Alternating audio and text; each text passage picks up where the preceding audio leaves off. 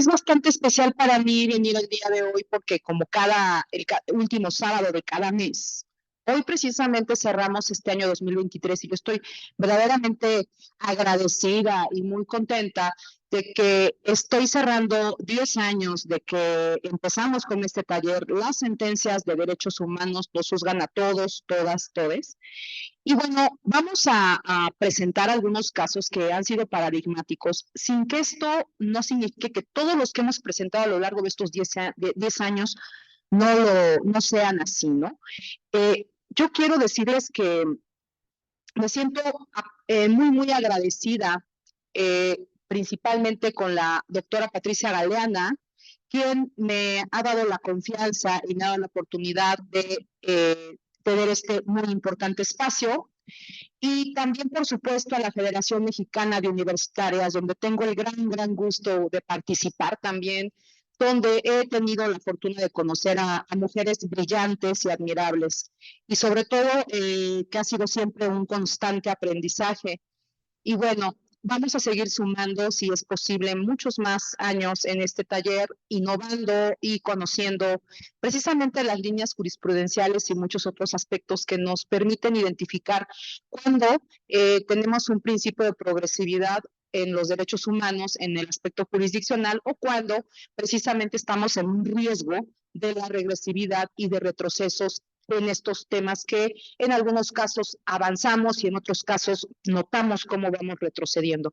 Y de ahí que sea muy interesante el abordar, el analizar qué hacen los jueces y juezas de México y también de otros países, qué hacen los tribunales internacionales, como es la Corte Interamericana de Derechos Humanos, como lo es la Corte Europea de Derechos Humanos también, por supuesto. En fin, todo este mundo espacios donde notamos cómo se tienen que dictar sentencias y estas sentencias reflejan los problemas que tiene la sociedad y el Estado que tiene el respeto de los derechos humanos en cada uno de estos espacios donde se dictan las sentencias, ¿no? Como les comento, este taller surgió con el apoyo de la Federación Mexicana de Universitarias y la doctora Patricia Galeana. El 28 de septiembre de 2023 fue el primer taller que se dio. Y bueno, las sentencias de derechos humanos nos ayudan a todos y todas, todes, con todos con X, precisamente desde hace más de 10 años pretendiendo ser incluyentes. Y bueno, que en este Museo de la Mujer, que tiene como principal propósito, en el caso del taller, difundir los casos sobre derechos humanos que se han judicializado y que fueron resueltos con perspectiva de género o que ante el desconocimiento de esta perspectiva de género e incluso resistencia a implementar la perspectiva de género, generaron sentencias inequitativas, discriminatorias y contrarias a lo que podemos aspirar, que podemos llamar justicia. Este es el cartel que se presentó el sábado 28 de septiembre del año 2013. Y bueno, en aquella ocasión hablamos del derecho de familia con perspectiva de género. Y en ese tiempo, hace 10 años, no teníamos muchos criterios que actualmente sí tenemos. Entonces, ha sido muy interesante cómo en ese tiempo, cuando estábamos hablando de derecho de familia con perspectiva de género, pues vemos cómo no era algo claro, por ejemplo, el hablar de matrimonios entre personas del mismo sexo, la adopción, por ejemplo, hablar de comaternidades, hablar de permisos parentales, hablar de muchos aspectos de violencias de género dentro de las familias que tienen diferentes matices, no solamente se dan entre parejas heterosexuales, entre hombres hacia mujeres, sino cómo notamos que hay una diversidad lamentable de violencias que sí se han ido visibilizando posteriormente en otras sentencias que actualmente en el año 2023 podríamos notar como en este caso, al menos en el caso de México, en el caso de la Suprema Corte de Justicia de la Nación, sí notamos un avance, un principio de progresividad en diversos criterios que actualmente ya podemos considerar jurisprudencia obligatoria para los jueces y juezas que dictan sentencias en este país. Y también, a su vez, criterios que se han tomado también del sistema interamericano, como es la Corte Interamericana de Derechos Humanos, donde también se reconocen muchos aspectos, como en el caso Atala Rifo contra, si no me equivoco, perdón, me parece que fue Colombia, sí fue Colombia, no, perdón, fue contra Chile, disculpen, fue contra Chile. Ya se enfrenta a un sistema donde por su identidad sexual, su preferencia sexual, le quitan la custodia de sus hijas por considerar que esto es un mal ejemplo para sus hijas, y la Corte Interamericana dicta una sentencia donde dice que el hecho de ser una mujer que tiene preferencias por su mismo sexo, preferencias sexuales por su mismo sexo, no va a implicar que sea una mala madre o que esto vaya a influir de manera negativa en la crianza de sus hijas. Entonces notamos como del año 2013 hacia 2023 sí ha habido un cambio evolutivo en este tipo de criterios, mucho más amplio, que, ojo, no podemos confiarnos porque sabemos que siempre estamos en la constante situación en la que todo puede cambiar si es que se integra, por ejemplo, una Suprema Corte de Justicia de la Nación con jueces o juezas constitucionales que no tengan perspectiva de género, que no tengan perspectiva de infancia, que desconozcan las bases principales que rigen los derechos humanos, los principios básicos de respeto a los derechos humanos en el ámbito jurisdiccional. Y aquí es donde es lo preocupante, porque si estas integraciones de los ministros y ministras, en el caso de México, cambian de manera no adecuada en cuanto a poner a personas que no tengan estas bases tan relevantes y no sean personas que sean expertas en derecho constitucional también, pues sí, por supuesto que corremos un riesgo de regresividad en todo lo que se ha podido avanzar en estos temas, y que en este taller he tenido la fortuna de aprender cada mes que se prepara un tema, es estar investigando sobre el tema, es estar investigando qué sucede no solamente en México, sino a nivel internacional, a nivel interamericano y en otros países, sobre el derecho en concreto que queremos estudiar. En ese taller, como les comento, me he llenado de experiencias únicas a partir de los temas y de las participaciones de quienes me han acompañado en cada presentación, porque también quiero decirles que a lo largo de estos 10 años hemos tenido invitados e invitadas muy especiales, expertas en algún tema donde han aceptado gentilmente acompañarme y explicarnos a partir de su experiencia estos muchos casos, que también ahorita en la parte que yo de mis agradecimientos, por supuesto que les nombraré, y por supuesto les voy a seguir estando agradecida por su tiempo y por enseñarnos muchas cosas de su expertise en la materia, ¿no? que dominan. Y bueno, la idea también es que es un espacio que pretende ser dinámico, es decir, también hemos tenido experiencias de interacción muy interesantes, como por ejemplo cuando hablamos hace más o menos unos 7 años en este espacio sobre violencia obstétrica, y nos acompañaron estudiantes y profesoras de la Escuela Nacional de Enfermería, y lo interesante fue que ellas mismas reconocían, y ellos mismos, bueno, en menor cantidad son varones quienes estudian enfermería, creo que ahora ya va un poquito más equilibrado el tema, pero hace 7 años pues era evidente que había a lo mejor 2 alumnos dentro de 15 o 20 alumnas, ¿no? Pero lo interesante en estos casos, por ejemplo, de violencia obstétrica, fue que se reconoce que ni siquiera sabían que existía la violencia obstétrica, ¿no? O sea, la violencia en razón de género a partir de su trabajo, es decir, el hecho de que quien te esté atendiendo en estos temas haga algún comentario que tenga que ver con tu conducta, con alguna situación en concreto, pues a veces ellos mismos o ellas mismas ni siquiera sabían que esto puede ser identificado como violencia obstétrica, ¿no?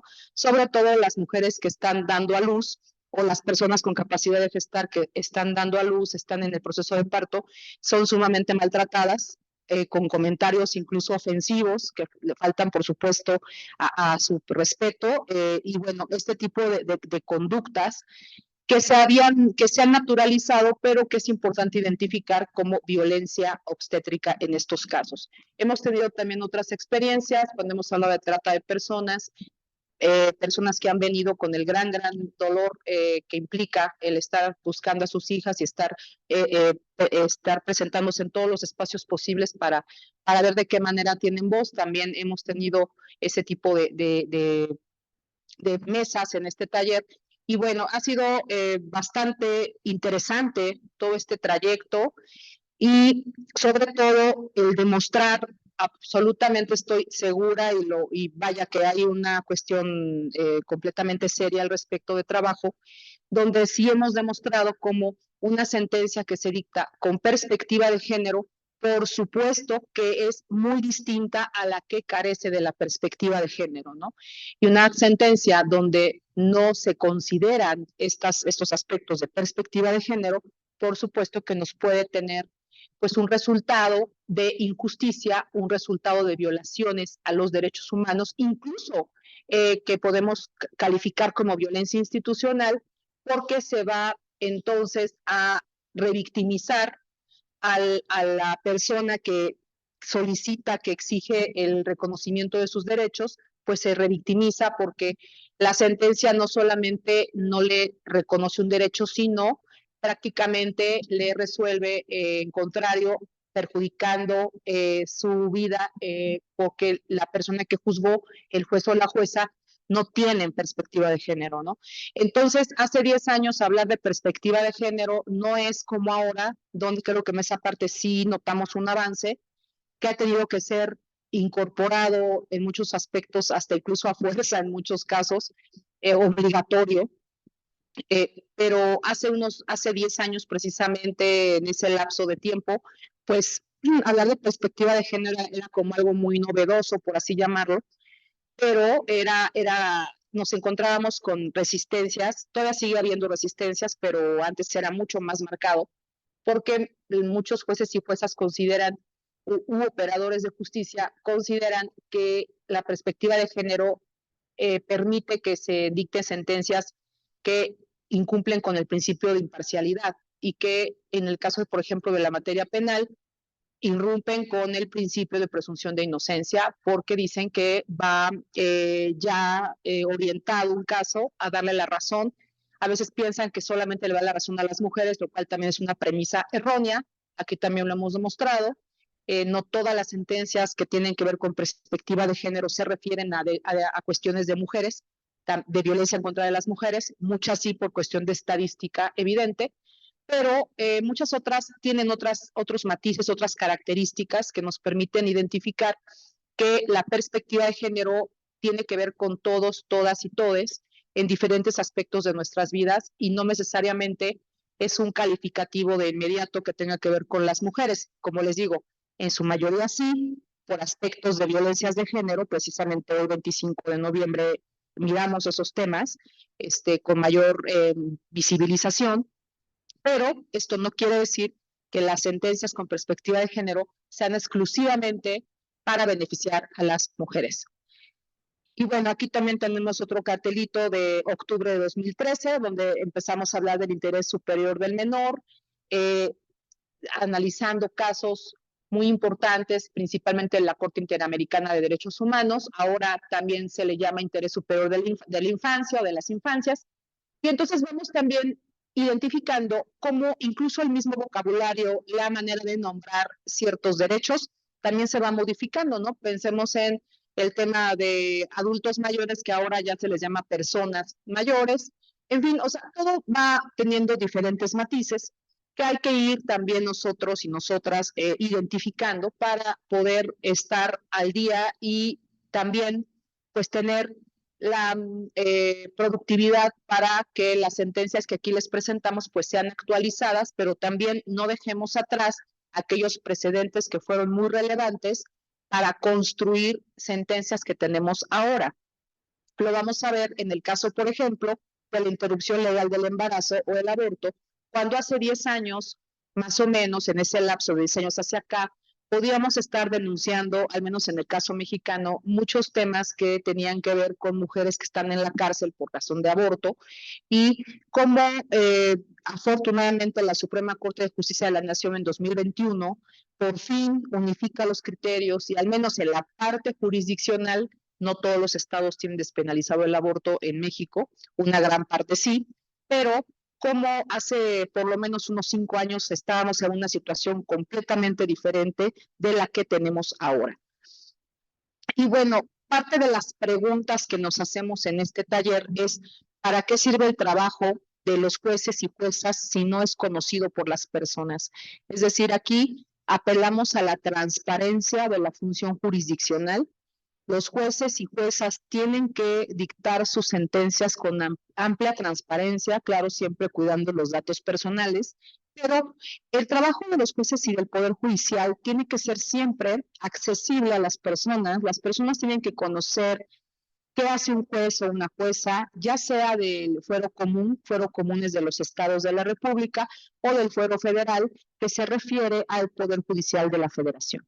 Entonces, si las personas desconocen qué significa el trabajo de estas personas dentro de la sociedad, pues a veces es muy fácil incurrir en pensar que con descalificativos o que si una sentencia no les favorece a sus intereses, son personas corruptas o injustas. De ahí que sea muy importante conocer qué hacen los jueces y las juezas y saber por qué dictaron una sentencia con cierto sentido y cuáles son los fundamentos. La parte de los jueces y las juezas no puede ser electa de manera como con los partidos políticos, porque un juez y una jueza tiene que tener absoluta imparcialidad y no puede depender de ningún grupo político de poder. De ahí que la idea de elegir a los jueces y juezas por voto popular es completamente pues bueno, tiene absolutamente un sustento equivocado porque precisamente la función de los poderes judiciales es no tener dependencia de ningún grupo político. Y el hecho de que los elijan por voto popular implicaría tener compromisos políticos para que un partido te apoye y tú quedes en el cargo. De ahí que sea algo también muy delicado y que tenemos que tener bastante claridad en estos temas para que no caigamos en confusión, ¿sí? No quiere decir que un juez también llegue, no debería ser que llegue porque alguien lo eligió de dedazo, tampoco es correcto, por eso existe una carrera judicial. En el caso de los ministros y las ministras tienen otro sistema de nombramientos, pero que también no podría ser, no debería ser por cargo de elección popular, porque reitero, la persona que va a ser candidato a ministro o ministra, pensemos, tendría que ser necesariamente apoyada por un partido político. Entonces aquí ya se rompe completamente el motivo o la razón de ser de un juez constitucional. Ya no podría ser imparcial porque le debería el puesto a un partido político o a un grupo de poder que lo ayudó a llegar ahí. Entonces, aquí es donde es muy interesante que conozcamos, ¿no? Y sobre todo discutamos, porque aquí también es un espacio abierto, jamás ha sido cerrado en cuanto a que nada más es unilateral, es decir, no solamente es dar mi opinión únicamente, sino también interactuar, y eso yo siempre lo agradezco, y por eso quienes nos están viendo hoy día de hoy, por supuesto que pueden participar y hacer sus opiniones, dar sus opiniones o preguntar si es que estiman conveniente expresar su punto de vista. Luego también estudiamos por qué son importantes los precedentes y la jurisprudencia sobre derechos humanos y fundamentales. ¿Por qué es importante? Bueno, porque como su nombre lo dice del taller, cuando se dicta una sentencia por un tribunal constitucional, como en el caso de México es la Suprema Corte de Justicia de la Nación, que aquí en México se llama así, en otros países es el Tribunal Constitucional de tal o la Corte Suprema, en fin, tienen diferentes nombres, pero en esencia son tribunales constitucionales, que quiere decir que tienen el más alto rango dentro de ese país para que si emiten una sentencia, esa sentencia sea obligatoria para todos los demás, ¿no? ¿Por qué es importante? Bueno, porque evidentemente si la Suprema Corte de Justicia resuelve un caso que tiene que ver con el derecho del acceso al agua, por ejemplo, al medio ambiente, evidentemente a mí me importa, a mí me perjudica o me beneficia, aunque yo no sea parte de ese juicio. Por supuesto que estoy involucrada en ese criterio, porque a partir de ese criterio se van a emitir muchos otros. ¿Por qué me importa que un juez dicte una sentencia de condena a un feminicida, que ya se comprobó que sí fue el feminicida? ¿Por qué? Porque generamos que no haya impunidad y a mí me importa. Recordemos como dice Marcela Lagarde, quien mata a una nos va matando a todas, ¿no?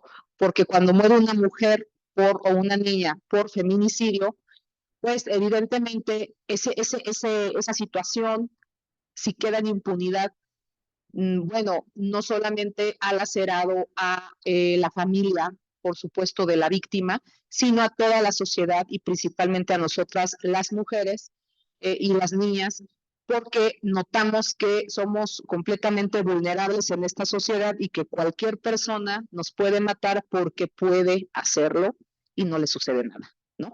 Entonces, ¿por qué me importa que un juez lleve bien el proceso, lleve bien, respetando siempre el debido proceso, por supuesto?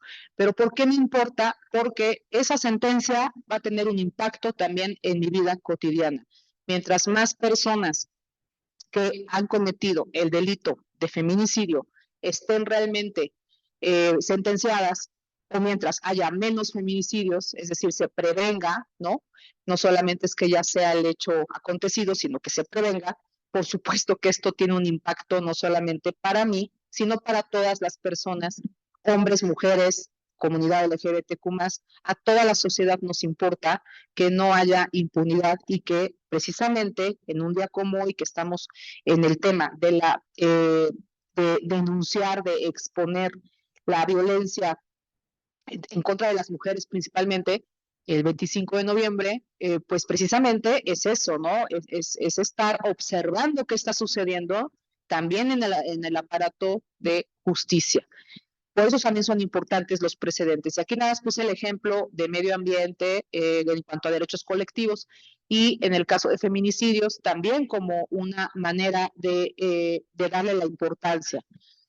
¿Por qué la transparencia y el trabajo de los tribunales y jueces y juezas se relaciona directamente con el acceso a la justicia?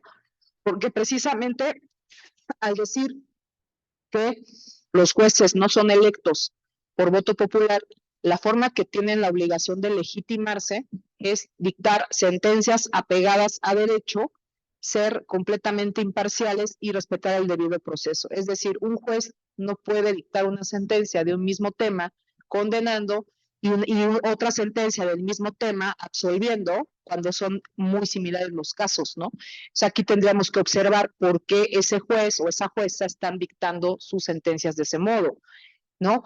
Ahí sí, por supuesto, entra el tema de la importancia de la transparencia, ¿no?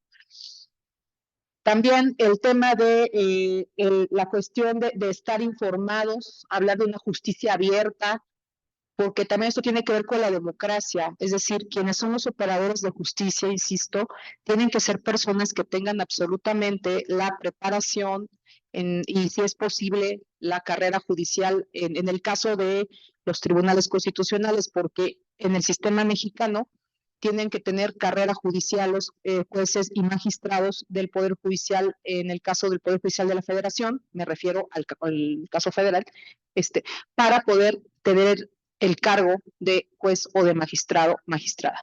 Entonces, de ahí que también sea muy importante advertir cómo han llevado su carrera judicial y por qué tienen la posibilidad de ser nombrados en estos importantes cargos, ¿no? Y esto tiene que ver también, por supuesto, con un Estado democrático, porque lo preocupante sería que en el caso de la Suprema Corte de Justicia de la Nación, quienes van a integrarla o quienes van renovándola, pues no tengan esta independencia de otros poderes. Eso es fundamental. Un tribunal constitucional tiene que tener absoluta independencia de los demás poderes porque va a ser el que controle el ejercicio de los demás poderes. Entonces, por obviedad, no puede ser algo notorio que le deba favores a otro órgano del poder en el Estado, ¿no? Entonces, de ahí que sea también algo muy importante.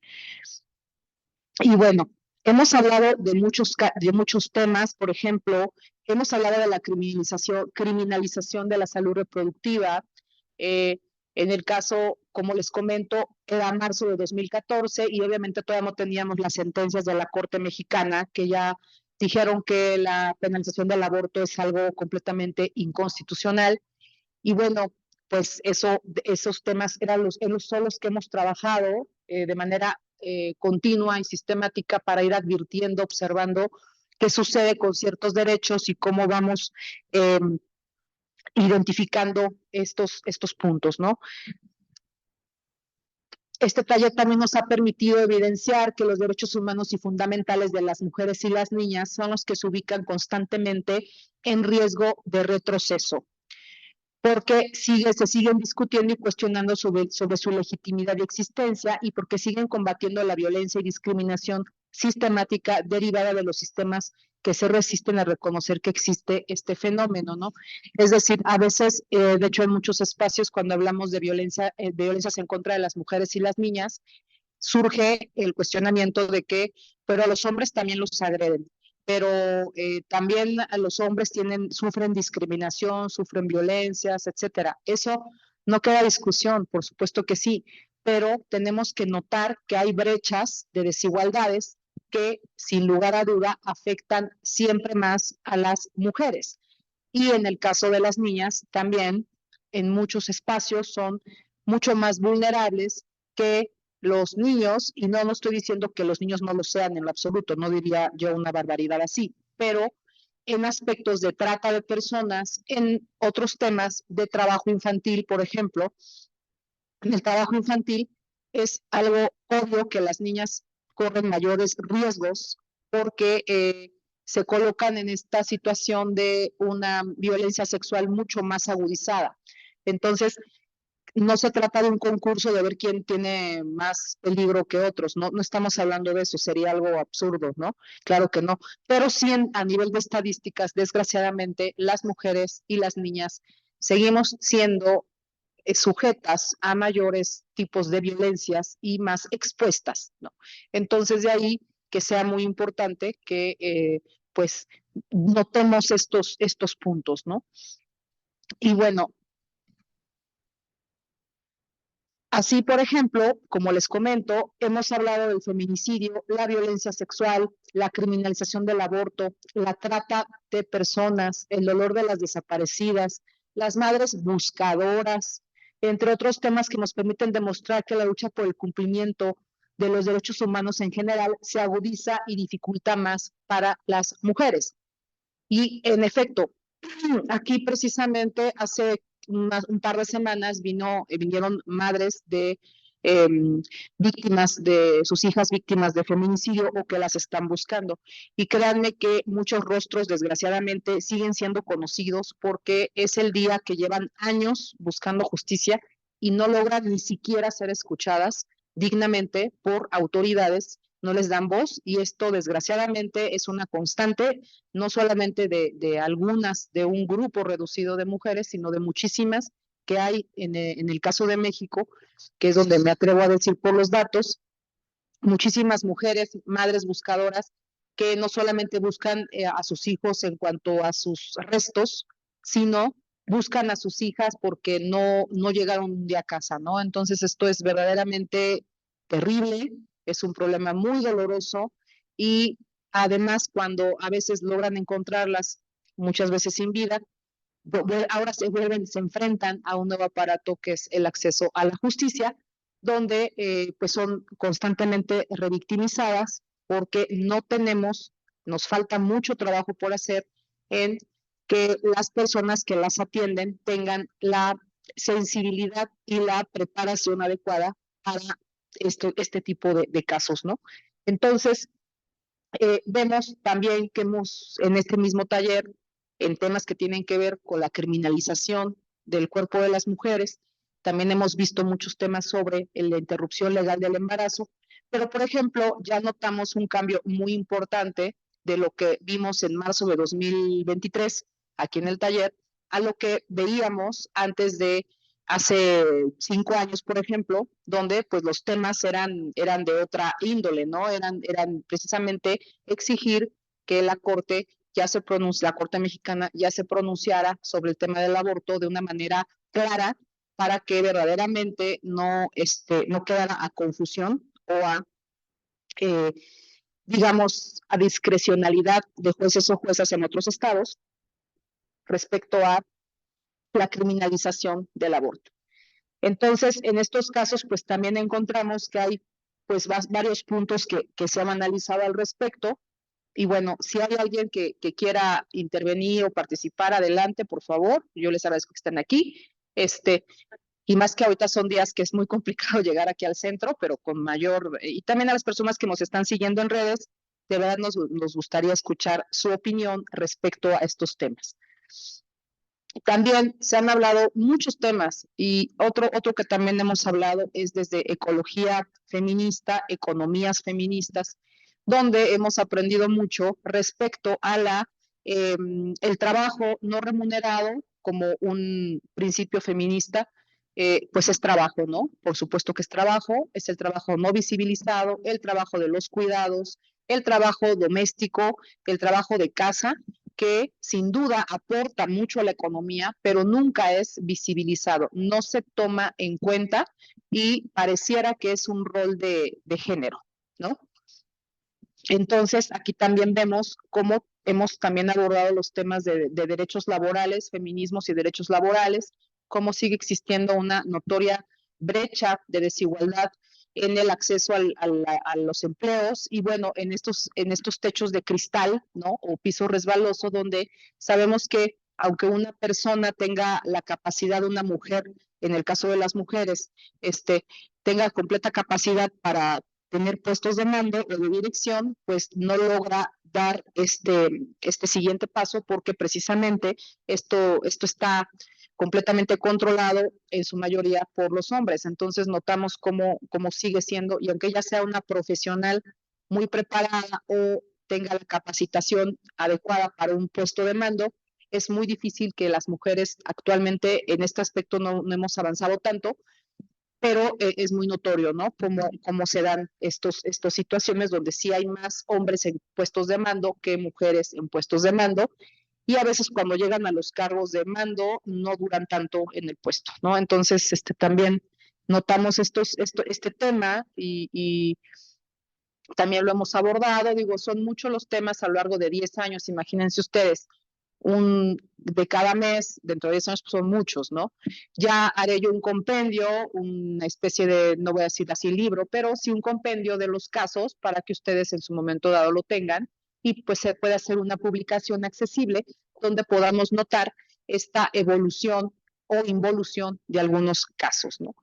Y eh, también nos enfrentamos a una situación muy interesante durante la pandemia.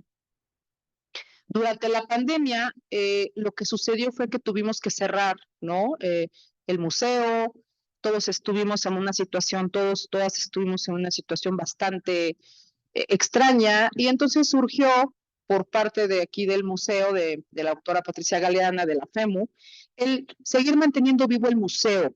Si bien no podíamos venir físicamente, recordemos que en 2020, quiero decirles que no estaba tan visto lo del Zoom. El Zoom surge mucho por la pandemia, ¿no? Pero no estábamos acostumbrados ni a tomar clases desde casa, ni a tener estos sistemas que ahora ya hay muchos donde interactúas. Sí había algunos, pero no era común el Zoom, por ejemplo, ¿no?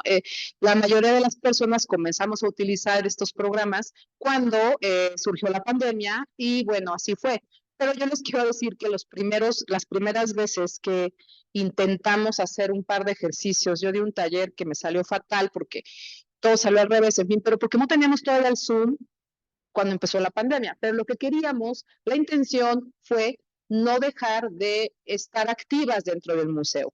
no solamente en el caso de mi taller, sino en el caso de muchas actividades de muchas queridas compañeras de aquí de la FEMU que tienen talleres permanentes, tienen talleres aquí constantes o tienen inquietudes de presentarnos algún trabajo. Y bueno, aquí así se dio y actualmente tan funcionó que tenemos muchos eventos que son híbridos, muchos eventos que son virtuales, pero esto no se daba hasta que fue la pandemia.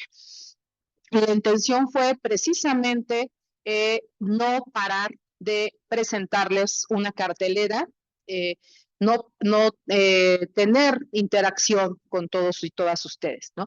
Entonces aquí empezamos a tener también un estudio sobre cómo notamos que el aumento de la violencia en las casas con la pandemia, pues desgraciadamente era algo evidente y las personas, pues hasta la fecha, la pandemia incrementó mucho las violencias en los espacios de la casa, ¿no? Y a partir de ello también se trabajó mucho, se hicieron varios eventos al respecto, con preocupación, porque evidentemente muchas mujeres, además, para empezar, al estar en el mismo espacio con el agresor, pues cómo pueden pedir ayuda si estaban en el mismo espacio, ¿no? No había manera de salir y esto generó un aumento de violencias bastante evidente.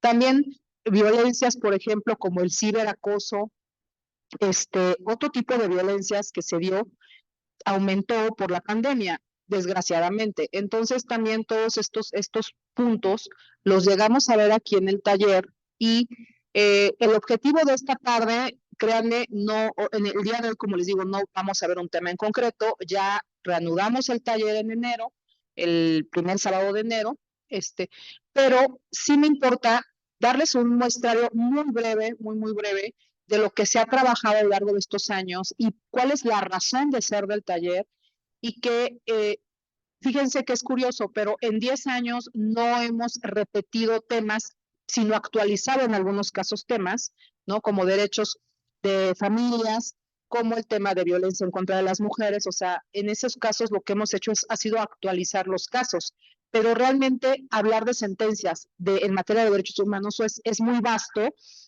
y actualmente estoy segura que vamos a tener una modificación muy importante a partir de las guerras que lamentablemente se están presentando, de los terrorismos que estamos viviendo a nivel mundial y cómo todos estos cambios a nivel global, por supuesto que impactan en Naciones Unidas, impactan en los sistemas interamericanos de derechos humanos, el sistema interamericano, el sistema europeo, el sistema africano.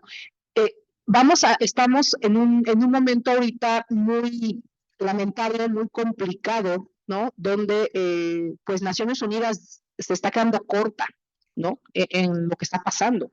Y esto debe generar una nueva transformación para que los organismos internacionales de vigilancia de derechos humanos pues tengan realmente una función y nos sirvan, ¿no? Mientras tanto, lo que sí es importante es mantener los criterios de dignidad humana que precisamente aquí hemos hablado también en este taller, hemos explicado cómo funciona el sistema interamericano, hemos trabajado las sentencias, ahorita vamos a ver de los casos interamericanos que son verdaderamente impactantes, son muy profundos, sobre todo me refiero a temas que tienen que ver con perspectiva de género. Y la pregunta es, ¿qué paso sigue? ¿Qué sigue dentro del contexto internacional? Y que por supuesto va a impactar en el contexto mexicano, en el contexto de Chile, de todos los países, ¿no? ¿Por qué? Porque precisamente se están moviendo las estructuras que por muchos años, recordemos que Naciones Unidas surge después de la Segunda Guerra Mundial por el Holocausto nazi. Entonces, ahora estamos en otra situación histórica que estamos viviendo el día de hoy, en este momento, ¿no? En Medio Oriente principalmente. ¿Y cómo va a impactar todo esto en lo que fue la esencia de Naciones Unidas en un principio? Y ahora que en muchos aspectos estamos viviendo el antisemitismo y hay una polarización desafortunada.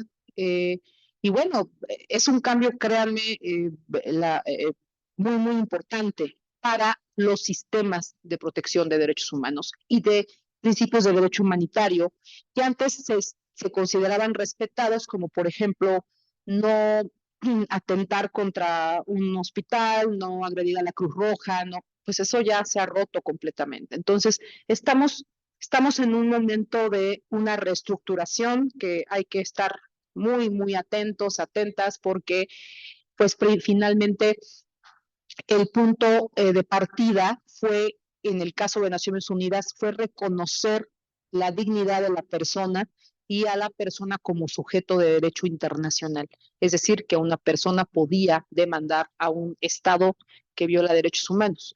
Y esto ahora, digo, permanece, pero ¿qué va a pasar cuando notamos situaciones tan críticas como la que se está dando, desgraciadamente, en el Estado de Israel y la Franja de Gaza con el Estado, yo digo Estado palestino? En fin, son temas que sacuden muchísimo, como notamos que también el bloque latinoamericano tiene cambios sustanciales en sus gobernantes actuales. Todo lo que está pasando es digno de observarse, y de ahí que estar analizando las sentencias más importantes de derechos humanos debe ser algo permanente. No podemos dejar de estudiarlo, porque si lo olvidamos vamos a tener una regresividad que a mí me preocuparía, ¿no? Yo espero que no sea así, pero precisamente por eso es importante conocer por qué surge un caso, qué hay detrás de un caso tan importante, tan relevante, y por qué ese caso no podemos permitir que tenga ahora un criterio en contra, ¿no? O de regresividad. O sea, aquí en el caso, retomo lo de la pandemia, comenzamos también a hacer, a propósito de las sesiones virtuales, pues como frases, ¿no? ¿Por qué? Porque también se cargó mucho el trabajo doméstico para las niñas en las casas, ¿no? Entonces, era algo donde, pues obviamente, todos tenían que trabajar en la casa. Entonces, muchas personas decían, bueno, yo tengo que trabajar desde casa, hacer lo que llaman home office, trabajar desde casa, pero también tengo que, al mismo tiempo, tengo que estar, digamos, de mi horario de oficina trabajando en casa, pero tengo que, a diferencia de cuando voy a la oficina, tengo que dar de comer, tengo que lavar, o sea, hacer mil cosas, pero también tengo que cumplir con la oficina. Entonces, no quedaba claro los horarios, no quedaron, de hecho, en muchos aspectos, no quedaron nunca claros, pero lo que sí es que es importante fomentar que todos participaran, ¿no? Entonces, por ejemplo, desde lavar los trastes, que son algo tan básico, pero no, si ustedes, todos quienes vivimos en casa, sabemos que siempre hay trastes sucios que lavar, ¿no? Entonces imagínense ustedes, si además de hacer el home office tienes que estar lavando todo el día los trastes, y nada más eres tú quien los va a lavar, pues no, o sea, son cosas que parecen muy básicas, pero que generan las desigualdades y que generan este tipo de violencias. Entonces se hizo mucho trabajo al respecto, y también por parte no solamente del taller, sino en general por parte de aquí del Museo de la Mujer. Se hicieron muchos espacios virtuales para ir tratando de fomentar la no violencia en los espacios cuando surgió la pandemia, ¿no? No sobra, no digo, no es la intención hablar de todos los casos, como les digo, mi intención es hacer una publicación que yo espero que salga pronto, la estoy trabajando para tener precisamente el compendio de todas las sentencias ya en un orden, ¿no? Más estructurado, pero algunas sentencias que a mí me parecen muy importantes que se han trabajado en este taller, que es decir, no se pueden dejar de considerar, son varias, ¿no? Comenzando por el sistema interamericano, aquí tenemos la foto de las mujeres víctimas de violencia sexual de Atenco. Y bueno, antes que todo, sí quiero decir que yo agradezco mucho el valor que han tenido todas las víctimas que ameritan una sentencia ante la Corte Interamericana, por ejemplo, donde las audiencias son públicas, tú expones lo que te pasó, no solamente a tu país, estás denunciando, tienes el valor de denunciar a tu país frente al sistema interamericano, con lo que implica esto. Cada caso que llega a la Corte Interamericana tarda años en llegar, no crean que es algo sencillo. O sea, para llegar a ese punto, la víctima tuvo que pasar por muchas etapas, si es que sobrevivió, o sea, si es víctima directa, y si es víctima indirecta, su familia, todo lo que tuvo que vivir para llegar a una sentencia de la Corte Interamericana, no es nada sencillo. tienen que estar hablando constantemente de todo lo que pasó, muchas veces tienen que tener medidas de seguridad, porque si estás denunciando a un estado, a policías, a militares, pues imagínense lo delicadísimo que es eso para una víctima. En el caso de las mujeres víctimas de violencia sexual de Atenco, es un caso verdaderamente doloroso y muy fuerte, porque aquí lo que se pretendió, digamos, reprimir fue la manifestación, ¿no? El tema del exigir tus derechos públicamente, hacer tus marchas, etcétera.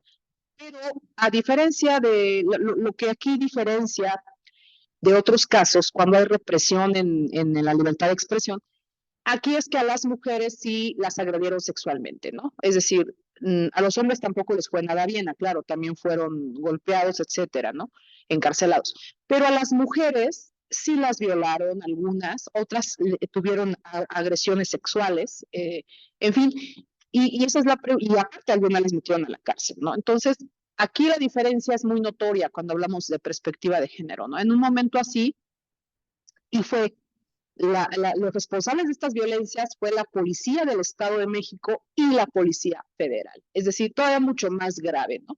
Los mismos agresores de estas violencias sexuales en contra de estas mujeres fueron parte del Estado, su policía y en el ámbito federal y en el ámbito local.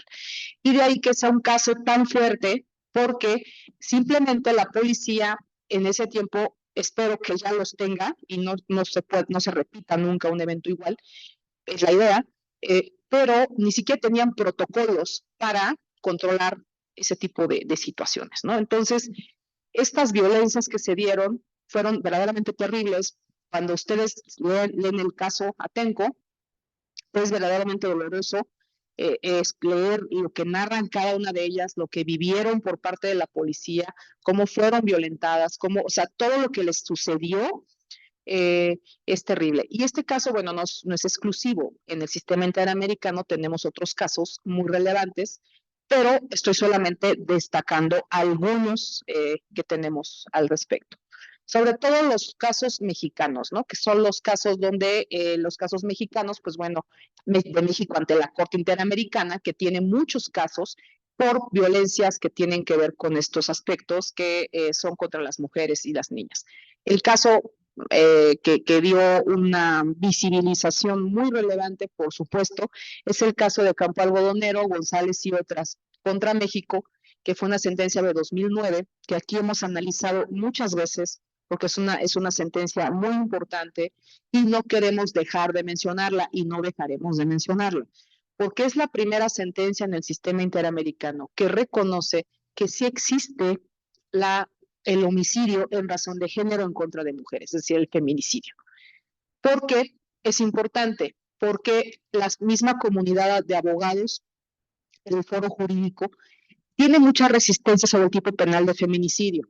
Entonces, decían, es que no, el que una mujer muera violentamente no necesariamente ¿por qué se tiene que calificar de otra manera? Es un homicidio agravado, nada más, ¿no? Pero, ¿por qué le quieren poner ustedes un nombre especial? Porque, no, es que en este caso de Campo Algodonero, la Corte explica por qué. Dice, hay una razón cultural, hay una violencia sistemática en contra de las mujeres en México y las niñas, que propicia que sea fácil o aumente tanto el tema de la muerte violenta en contra de mujeres. ¿Y esto por qué? Porque no solamente es el agresor, el feminicida per se, la persona o el grupo de personas que matan a la mujer, sino todo el aparato del Estado que permite que esto suceda. O sea, fíjense qué interesante. En el caso de Campo Algodonero, lo que reconoce la Corte es desde el momento en que la mamá, una de las mamás, bueno, todas, ¿no? Pero en un caso concreto, una de las mamás denuncia que su hija está desaparecida. Eran horas fundamentales para encontrarla. Y el agente del Ministerio Público que la recibió le dijo, señora, no se preocupe, seguro está con el novio. Y a otra le dijo, porque eran dos menores de edad, en el caso Campo Algodonero fueron dos menores de edad y una mujer ya mayor de edad. Pero en el caso de las menores de edad, pues también surge la alerta AMBER a partir de este caso también, porque se dice cuando es una menor de edad que desaparece, la búsqueda tiene que ser inmediata, no tenemos que esperar ni nada, aunque si se haya ido con menor, eso no nos importa, lo que nos importa es que hay que buscarla de inmediato, porque las primeras horas son fundamentales para encontrarla, y encontrarla con vida, por supuesto, ¿no? Entonces, en el caso de la otra mamá, le dijo el otro agente, bueno, el que estaba obligado a buscarla de inmediato, todavía la regañó porque la niña trabajaba haciendo el aseo en una casa.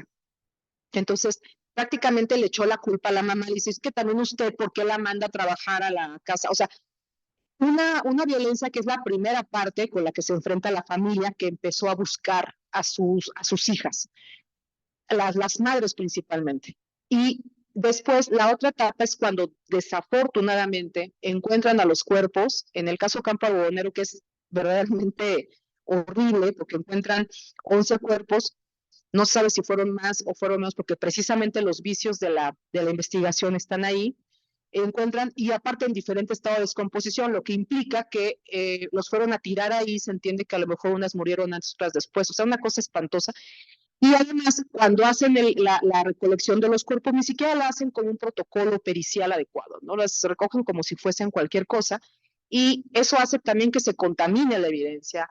Incluso algunas mamás que les dijeron que eran sus hijas, ni siquiera eran sus hijas, era un desastre total, ¿no? Incluso el respeto a la propia dignidad de los cuerpos, ¿no? Ni siquiera. Y después lo peor es cuando pues se queda completamente impune y, como les digo, hay un completo desorden en toda la investigación. Obviamente, partiendo de que ni siquiera hubo una debida recolección de los cuerpos, evidentemente no puede haber una debida investigación para llegar a una conclusión de siquiera saber quién pudo haber sido, quiénes pudieron o quiénes pudieron haber sido responsables de estos terribles feminicidios, en el caso de Chihuahua. Eh, pero lo peor también es que cuando el Estado mexicano se pretende defender en este caso, lo que recordemos que ante la Corte Interamericana el Estado pues es parte, es el denunciado, entonces tiene derecho a ir al juicio y decir sus argumentos por los cuales considera que no es responsable de lo que se le está atribuyendo. Lo que dijo el Estado mexicano primero es que no era responsable porque él no había matado a las mujeres y a las niñas, ¿no? O sea, dice, nosotros no hay pruebas de que fue gente del Estado, no. Y lo que le dijo a la Corte, afortunadamente, que en ese tiempo estaba la presidenta de la Corte, Cecilia Medina, una gran presidenta, ella es del Estado de Costa Rica, una mujer muy, muy valiosa para el sistema interamericano en su momento.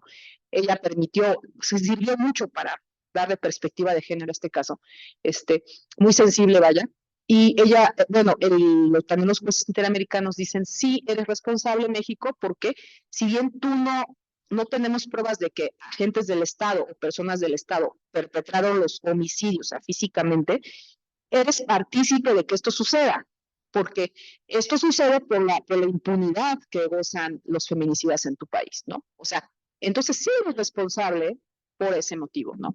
Porque desde el momento en que se denunció la desaparición de estas personas, el aparato del Estado tenía que haber intervenido, dado que además en Chihuahua, desde el año 2001-2000, se estaban 90 y tantos, ¿no? De hecho, desde los 90, se empezaron a visibilizar los feminicidios en Ciudad Juárez. A mayoría de razón, el Estado de Chihuahua y el Estado federal tendrían que tener un protocolo bastante serio para buscar a cualquier mujer o niña que desaparezca, a mayoría de razón si se sabe el peligro que corren, porque el Estado de Chihuahua en ese tiempo encabezaba la terrible lista de mujeres asesinadas, porque no son muertas de Juárez, son asesinadas, no se mueren solas, ¿no? Entonces, todo esto es para mí, por eso es uno de los casos más emblemáticos que tenemos dentro del sistema interamericano con perspectiva de género, y pues estos son algunos, ¿no? Voy a leer un comentario que nos dieron en redes sociales, es Lili Riro. Así es, dice, desgraciadamente a nivel institucional el personal no está capacitado con perspectiva de género. Ese es el punto.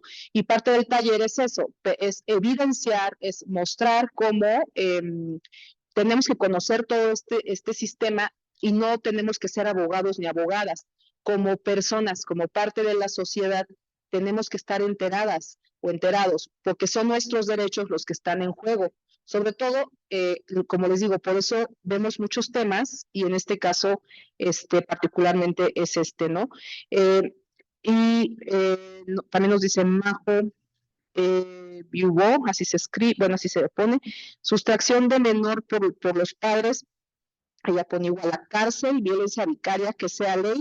Hay mujeres que no soportan la lucha e infancias donde el trauma cuando se hacen adultas se repite el patrón. Sí, también aquí hemos visto el tema de la violencia vicaria y este tipo de situaciones que se dan con más frecuencia de lo que pensamos. De hecho, es interesante ver cómo cuando hablamos de temas como guarda y custodia de menores de edad, todo este tema de violencia en las infancias, cómo realmente la reacción de las personas es más interesante de lo que pensamos, en que por lo menos si hiciéramos una estadística, digo, no estoy afirmando, no me atrevería a dar un dato que no tengo dato duro, ¿no? Pero si hiciéramos una estadística en un grupo de 100 personas y les preguntáramos quiénes o si conocen a alguien o han vivido violencia o conocen algún caso de violencia en contra de menores de edad, por lo menos me atrevo a decir, un 20% va a decir que sí, ¿no? Entonces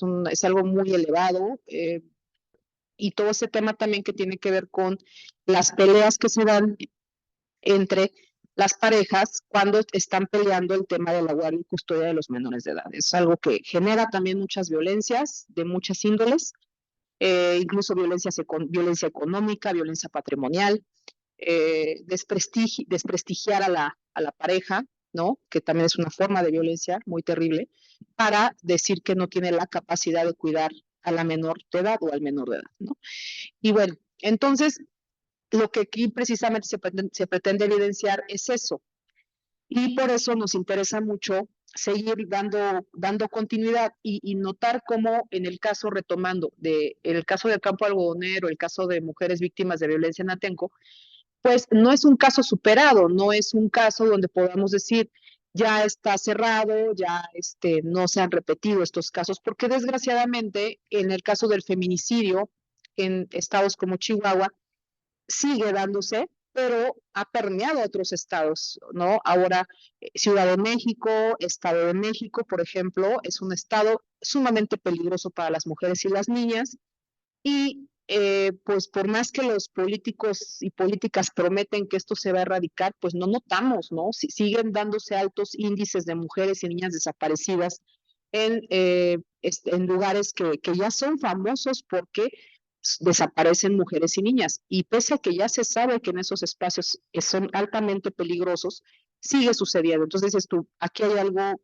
terrible, una impunidad, y precisamente algo que nos permite afirmar que el Estado mexicano sigue siendo responsable y seguirá siendo responsable de los feminicidios y las mujeres y niñas desaparecidas en este país, ¿sí? Porque en el momento en que no se logre erradicar, no vamos a poder hablar de que que el Estado ha cumplido con su deber, ¿no? Mientras siga desapareciendo una niña o una mujer en este país, el Estado sigue incumpliendo con el deber básico de tener seguridad para nosotras, ¿no?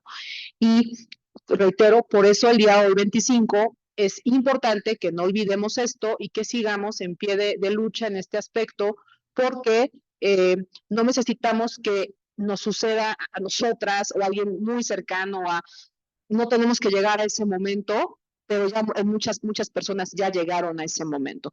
Y no sé ustedes, pero cada vez es más, conocemos más casos cercanos de mujeres o niñas que son víctimas de este tipo de terribles hechos. Por ejemplo, hablemos de las universidades, ¿no? Cuántas alumnas de universidades ya han sufrido desgraciadamente las violencias, incluso al grado del feminicidio. Cada vez es más cercano, ¿no? Donde yo trabajo, también ya el año pasado hubo un caso ya de feminicidio, ¿no? Entonces, cada vez, me explico, se va acercando, pero por un tema incluso de dignidad básica, no podemos quitar el dedo del renglón en que estas violencias existen y seguirlas denunciando y exigiendo que se erradiquen.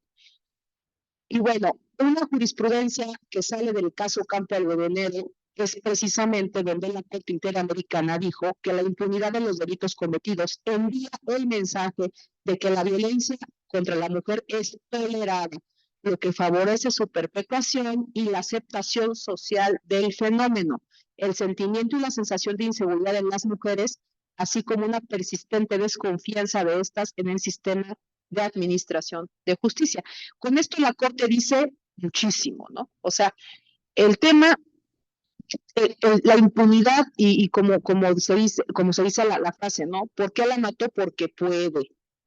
Porque la puede matar, porque no le pasa nada, porque nadie, o sea, no hay realmente un sistema que a un feminicida haga que le tiemble la mano, ¿no? Se sabe que es fácil y por eso se hace, ¿no? Y sobre todo se hace con las personas, se hace en todos los espacios sociales, ¿no? Pero si nosotros nos vamos a Chimalhuacán, nos vamos en el caso del Estado de México, nos vamos a Tlaxcala, en donde nuestra propia cara está Tenancingo, que es el lugar principal de trata de niñas y de mujeres. Y no pasa nada. Y ante nuestras propias caras está la evidente prostitución forzada en este caso. Pues si vamos simplemente en Ciudad de México a lugares cercanos como el barrio de la Merced y lugares así, es notoria la trata de personas y no pasa absolutamente nada. Entonces, este mensaje de impunidad precisamente es que la violencia contra nosotras es tolerada, se puede hacer. Y esto es terrible en una sociedad porque, reitero, facilita que siga sucediendo. Entonces, por eso esta sentencia, estamos en 2023, esta sentencia es del año 2009, o sea, imaginemos que pues no ha habido un verdadero interés en luchar contra este tipo de violencias. Y de hecho, si ustedes se dan cuenta, lo interesante también de lo que al menos en mi experiencia personal en estos años he observado, también como feminista desde hace más de muchos años, yo tengo 43 años y bueno, desde preparatoria, por ahí ya me identifiqué, como que ya empiezas a entender el tema, desde otra índole. Yo creo que lo que se ha ganado ha sido por nosotras, es decir, y sobre todo por las mujeres jóvenes también ahora que tienen otra percepción, ¿no? De cómo defenderse, porque si no nos defendemos nosotras, no es que el Estado nos defienda, no sé si me explico, o sea, tiene que ser, ha tenido que ser una lucha constante de nosotras mismas para apoyarnos a nosotras mismas, porque no hay políticas públicas muy claras. Tal vez algunas han mejorado, no voy a decir que todo está mal, pero ha sido mínimo lo que se ha mejorado por parte de un Estado, de cualquier gobierno y cualquier partido político. Lo que realmente se ha logrado construir y consolidar ha sido por nosotras, o sea, por las jóvenes, por las mujeres más grandes que yo, por las, o sea, contemporáneas, o sea, ha sido nosotras quienes hemos tenido que salir a la calle a exigir que nos respeten juntas, ¿no? Y esto es lo valioso, eso sí es muy valioso, ¿no? Sí, dinos.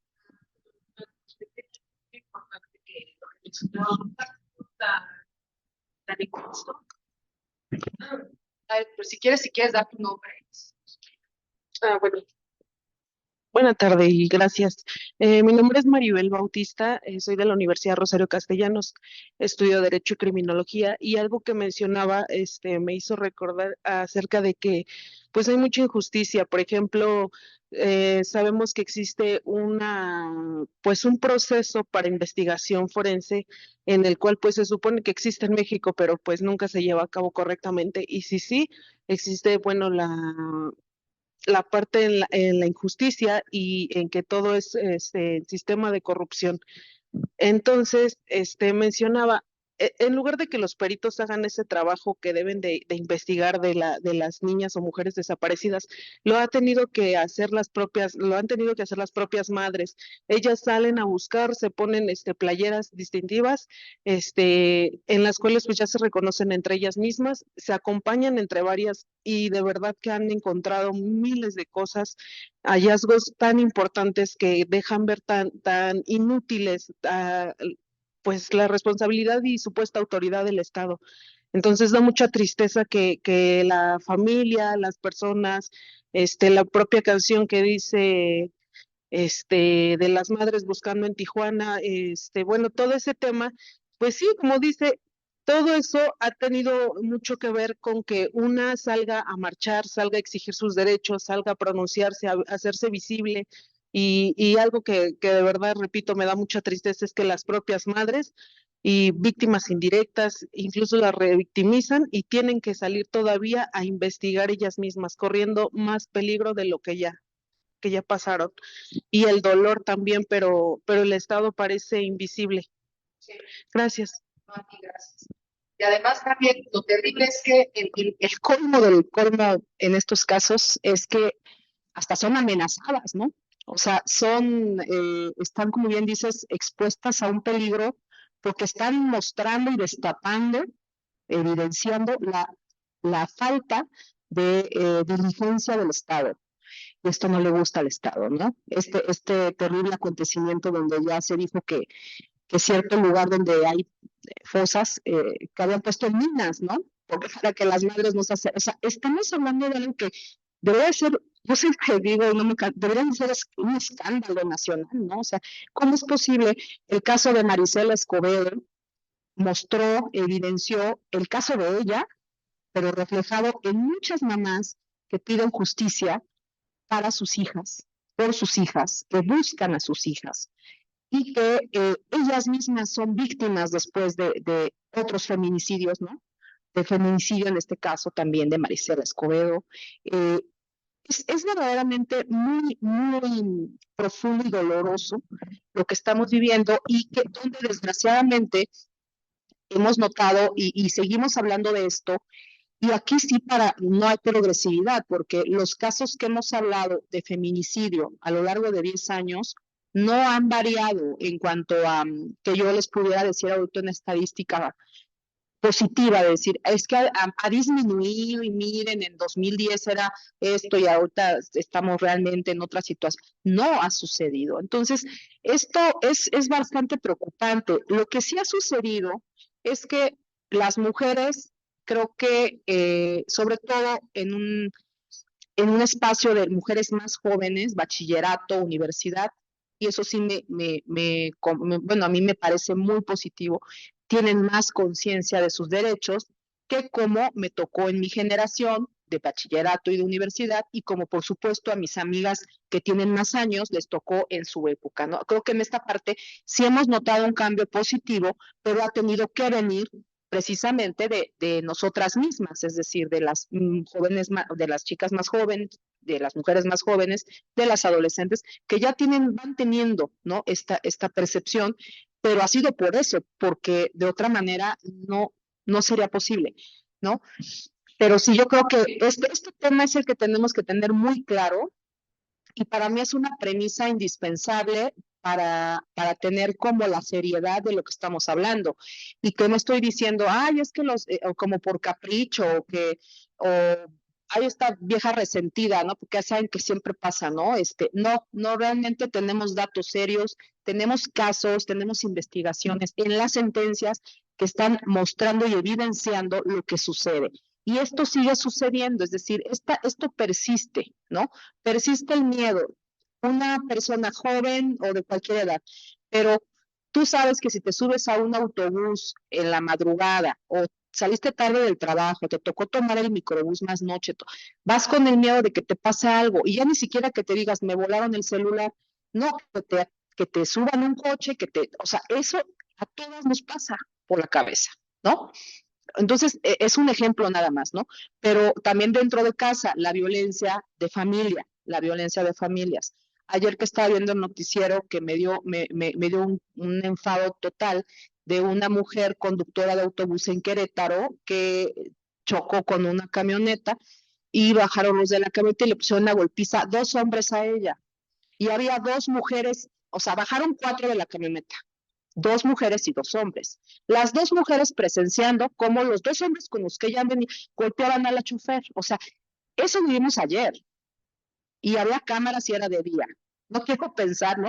¿Qué sucede con ese tipo de personas que toleran y habiendo 2 mujeres presentes que permiten que los compañeros con los que ellas van golpeen a una mujer. Dices tú, caray, esto ya es una descomposición social nuclear. ¿Cómo serán estas familias? No tengo idea, pero es un mensaje, un muestrario de cómo estamos, ¿no? Y esto porque se grabó, ¿no? Se grabó y salió en noticiero, pero ¿cuántas veces no sucederán casos así, ¿no? Pues esto es lo que también pretendemos con el taller, mostrar con sentencias y con casos, como puse, que de veras admirar y reconocer el valor de las víctimas que van a denunciar, porque denunciar no es nada fácil, no es nada sencillo. ¿Cuántos casos de violencias no los conocemos y no llegan a judicializarse, es decir, no llegan a un tribunal, porque precisamente la víctima pues corre más riesgos si va y denuncia, no tiene la protección que debería tener o por no se atreve porque precisamente se va a enfrentar a todo esto, ¿no? Entonces también esa es la otra vertiente. Este es del caso de otro caso muy importante que no podemos dejar de mencionar, más que estamos en un país que poco a poco se está militarizando. El caso de Rosendo Cantú y otras, ¿no? También es el caso de violación de militares en contra de mujeres indígenas, ¿no? Y bueno, también es un caso que aquí hemos comentado, que hemos retomado, que si ustedes se dan cuenta, guarda relación con todo lo que tiene que ver el Estado mexicano en el aparato del Estado.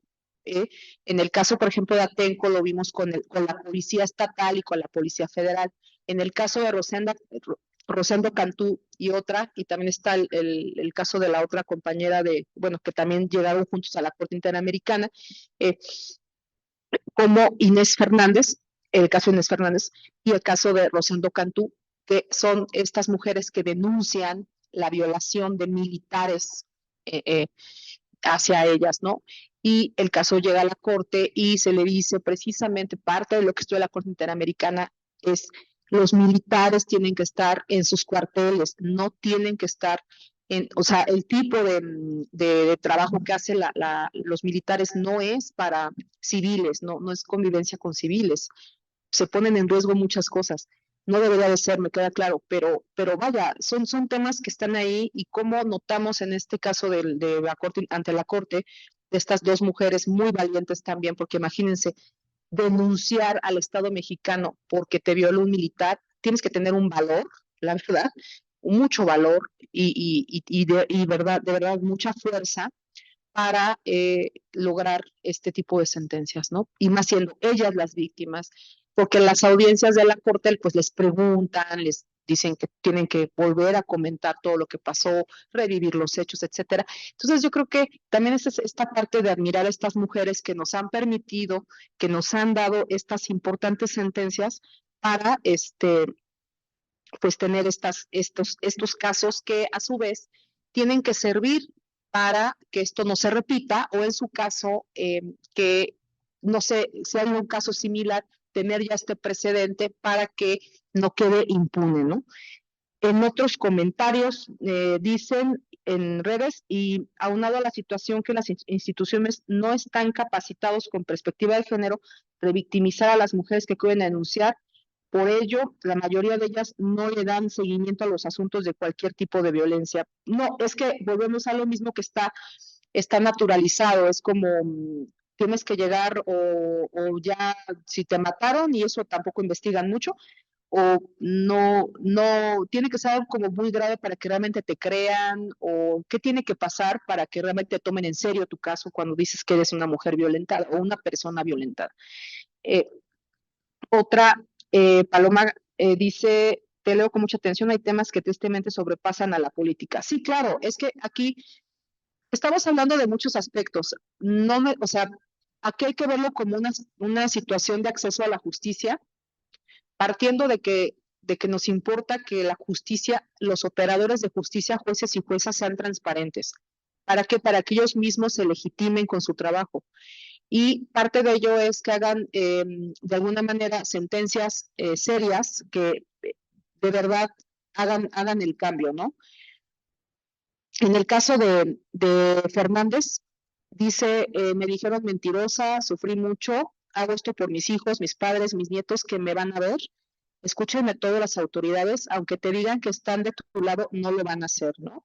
O sea, también es ese tema, ¿no? Todo el aparato al que ella se tuvo que enfrentar, además siendo una mujer indígena, que sabemos perfectamente que las mujeres indígenas sufren violencias, más violencias, violencias multifactoriales, porque evidentemente tienen una condición de mayor vulnerabilidad en muchos aspectos, ¿no?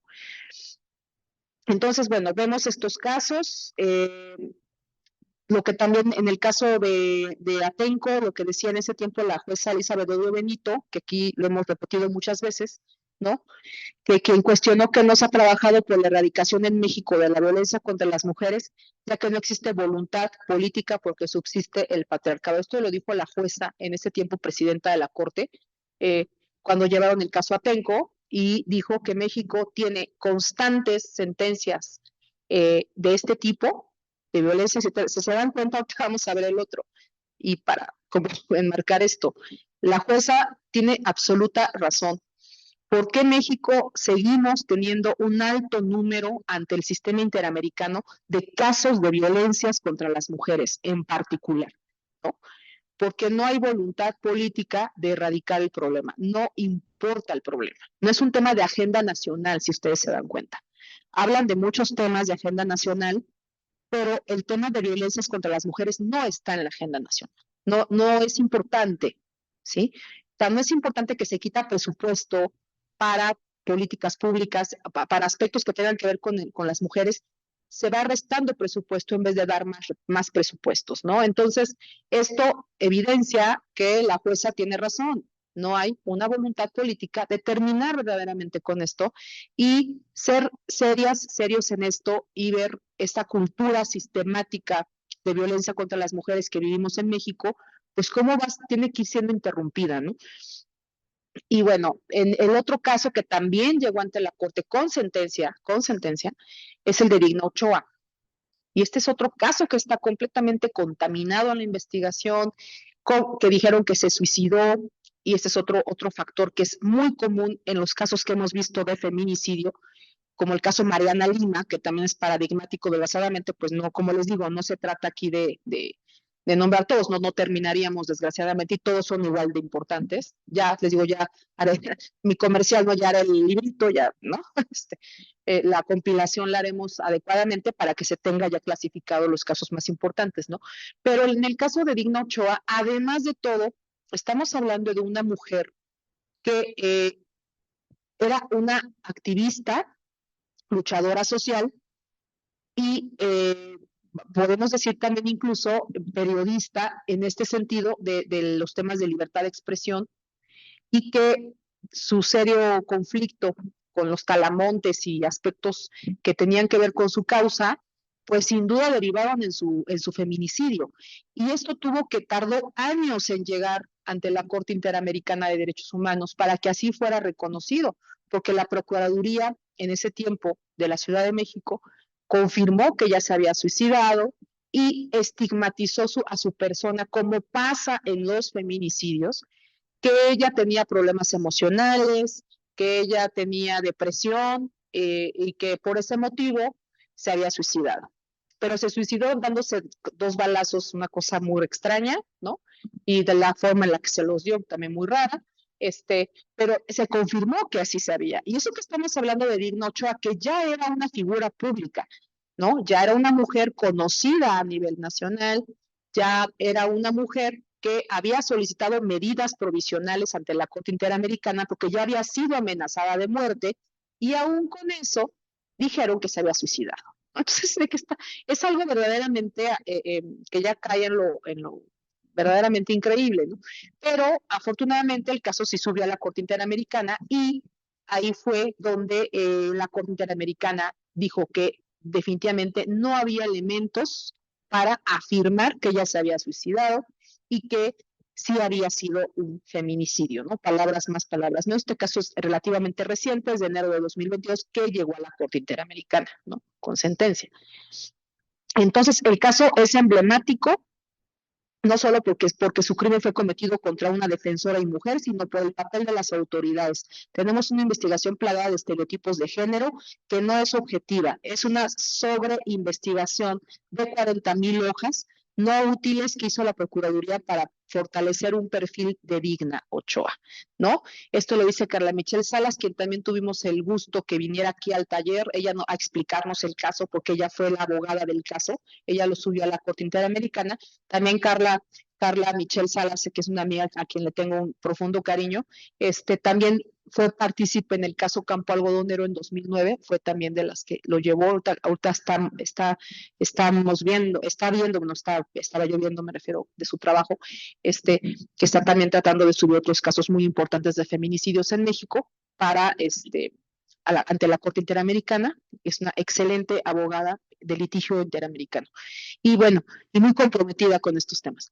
Entonces, estamos viendo cómo en estos puntos, sí, por supuesto que México tenemos que evidenciar que este es un país bastante peligroso para las mujeres y las niñas. Para que ya ante la Corte Interamericana tengamos prácticamente ya todos los matices de tipos de violencias de género, si se dan cuenta. El feminicidio en contra de mujeres y de niñas, con el caso Campo Algodonero. Tenemos el caso de violaciones a las mujeres indígenas por parte de militares, con el caso que ahorita comentamos, Fernández Ortega y el de Inés. Tenemos el caso de mujeres de Atenco por protesta, cómo se reprime la protesta cuando son mujeres las que exigen este tipo de derechos de manera pública.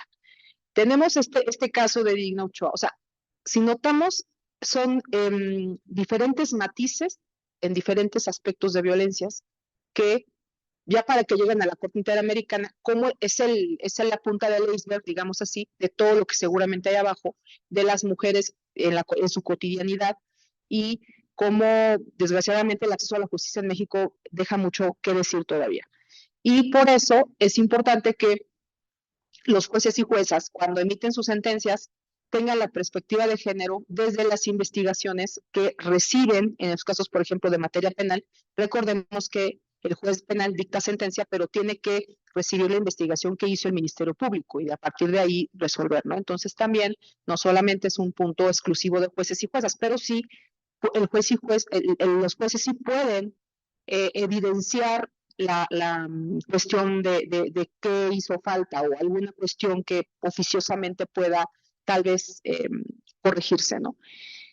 Y bueno, también la Suprema Corte de Justicia Mexicana, como les comento, hemos tenido casos analizado casos muy interesantes al respecto.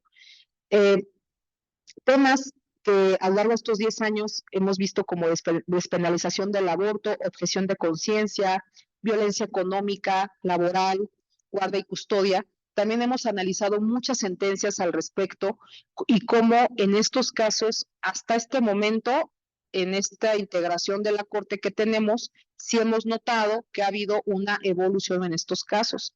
Y de ahí que ahora que va a haber una nueva integración de la Corte, pues va a ser muy importante que esto no deje de seguirse presentando, ¿no? Que siga habiendo una progresividad en los derechos humanos. Y bueno, vemos acá este muy importante caso de aborto que aquí se vio en el año 2021, donde por fin la Corte, después de muchos años, después de muchos casos que tuvieron que ser precedentes, se logra por fin esta muy importante resolución, donde considera que las entidades federativas, es decir, los estados de la República, carecen de competencia para definir el origen de la vida humana y decir quién es persona y quién no es persona. Esto es un precedente bastante importante porque después de las acciones de inconstitucionalidad del año 2007, cuando se despenalizó el aborto en la Ciudad de México, la contrarreforma en otros estados de la República, casi la mitad de los estados de la República, tipificaron en sus códigos penales y en sus constituciones locales, decían qué persona es desde el momento de la concepción hasta la muerte natural. Por tanto, muchas mujeres que tenían algún aborto espontáneo incluso, o sea, no voluntario, eran denunciadas ante el Ministerio Público porque pues evidentemente eran consideradas ni siquiera como un delito de aborto, sino se consideraban ya como un homicidio en razón de parentesco. Entonces encontrábamos cosas tan absurdas como el que una mujer, y sobre todo, ¿quiénes creen ustedes? Las mujeres de escasos recursos, claro, ¿no? Estaban luego teniendo sentencias de homicidio en razón de parentesco, entonces te daban unos 20 años porque tuviste un aborto incluso espontáneo, ¿no? Entonces esto es algo que realmente pasa, de hecho se supone que a partir de esta sentencia de la Corte de 2021, la Defensoría Pública Federal se comprometió a buscar a mujeres que estuvieran encarceladas por homicidio en razón de parentesco en estas circunstancias para que fueran liberadas de inmediato como un amparo a partir de esta jurisprudencia de la Suprema Corte de Justicia. Esperemos que así sea, todo parece indicar que esto sí ha ido avanzando y que evidentemente como esta jurisprudencia, si bien no es una reforma a la Constitución o legal en un sentido estricto, sirve mucho porque por lo menos permite que si una mujer es denunciada por abortar, pues no sea metida a la cárcel, ¿no? Que esto es un gran avance, porque recordemos que no todas las mujeres, incluso las que lo hacen voluntariamente, eso es un tema básico, ¿no? De los feminismos, pero pensemos en las mujeres que por muchos motivos tienen un aborto involuntario o espontáneo, ¿no? Entonces, estas mujeres inmediatamente, como les digo, cuando llegaban a los hospitales, luego eran denunciadas porque los médicos no querían meterse en broncas y decían hay que denunciar y hay que dar vista al Ministerio Público de que tienes un aborto, ¿no? Entonces, esto pues es verdaderamente terrible y pues con esta jurisprudencia de 2021, como les digo, es muy importante el cambio que se da en México sobre este tema, cambio que no se ha podido dar en países como El Salvador, como Nicaragua, ¿no? Donde está penalizado el aborto hasta por violación, ¿no? Entonces ahí ninguna mujer, ni siquiera porque esté en riesgo tu vida, puedes interrumpir un embarazo en esos países. Entonces todavía falta mucho trabajo al respecto, pero por lo menos este sí es un gran paso para México, ¿no? Y bueno, ahí también se dijo, no es admisible establecer que el embrión y el feto merecen la misma protección jurídica que las personas nacidas. Ojo aquí, ojo aquí. Este es un aspecto, un lenguaje jurídico. Las personas tenemos derecho a darle el valor moral, ético, lo que ustedes quieran al embrión o al feto. Eso es personal, ¿sí? Religioso, como ustedes deseen, pero para efectos legales, lo que dijo la Corte es que incluso hasta en el Código Civil se dice que si el niño nace o la niña nace vivo y viable, empieza a ser sujeta de derechos y de protección de la ley. Por ese motivo, lo que dice la Corte en este caso es, se protege al feto y al embrión como un bien jurídico tutelado, es decir, tampoco es que sea cualquier cosa, ¿no? Pero lo que sí no podemos comparar es que si es un feto o un embrión, tiene la misma situación jurídica legal que una persona que ya nació. Esto es lo que es muy importante aclarar y por eso lo que se está diciendo es, cada quien le va a dar el valor moral, ético, ¿no? A lo mejor si yo estoy embarazada, pues para mí va a ser lo máximo o no, quién sabe. Eso va a ser mi decisión, mi cuerpo es mío, por eso decimos, ¿no? Pero a nivel jurídico, esta es la distinción. Ahora, por eso también se protege al feto o al embrión como bien jurídico tutelado, porque pensemos en los casos de inseminación artificial, cuando una persona tiene ya los embriones congelados, esos embriones son sujetos de protección jurídica, ¿sí? Vaya, todo el tema de los fetos también no pueden ser tampoco sujetos de cualquier mala praxis o cosas que ya irrumpen, ¿no? En otros aspectos, pues claro que no. Tan es así también que es un delito muy grave el obligar a una mujer que aborte. Tan grave es que no te lo permitan hacer voluntariamente, como grave es que te obliguen a hacerlo, ¿no? Es gravísimo que a una mujer, es un delito, que te obliguen a abortar, ¿no? Entonces, vaya, vamos a poner como los puntos con claridad para evitar, pues, que se politice o malinformarnos, ¿no? Porque luego cuando surgen estas sentencias, a lo que nos hemos enfrentado, incluso en foros donde a veces hay personas que tienen otra forma de ver las cosas, pues se habla de que es que están matando a los bebés, es que, espérate, ¿no? Vamos a nombrar jurídicamente a los puntos como son, para evitar este tipo de discusiones que si nos vamos al aspecto religioso, pues evidentemente cada religión tendrá sus valores, distintos valores, y la persona que es religiosa en eso, por supuesto que le va a dar un valor, ¿no? Pero para aspectos jurídicos, este es el caso, ¿no? Eh, una persona puede ser muy religiosa y darle un valor sumamente supremo a su embarazo, y puede tener un aborto espontáneo y ni modo que por ese motivo la metamos a la cárcel. O sea, eso es lo que, a eso estábamos llegando, a esos extremos, ¿no? Entonces, por eso es muy importante identificar jurídicamente los argumentos de las sentencias y diferenciarlos en un estado laico de la parte dogmática, religiosa, moral, ¿no? Donde cada una de nosotras tendremos nuestros propios valores y somos libres de tenerlos. Eso es otra cosa, ¿no?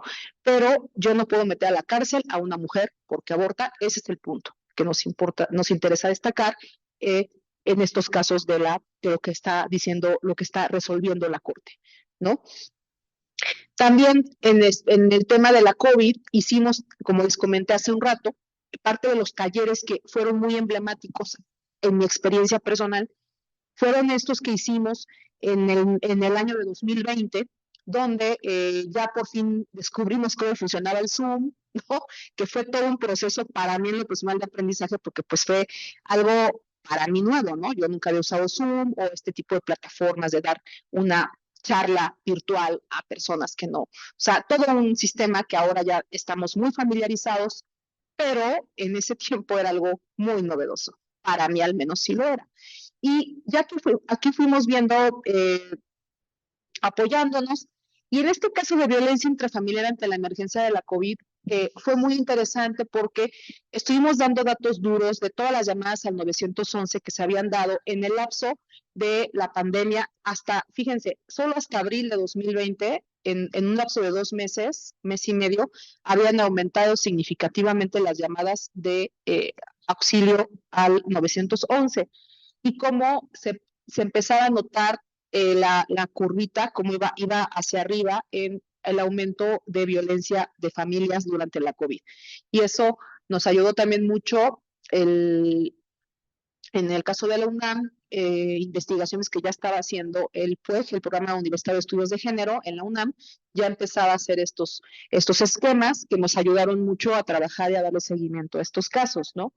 Y vimos cómo en el caso de la pandemia hubo aumento de violencia, sobrecarga del trabajo doméstico y reproductivo, es decir, hubo más embarazos que no estaban planificados, mayor exposición al contagio debido a la feminización del sector de salud y cuidados, ¿no?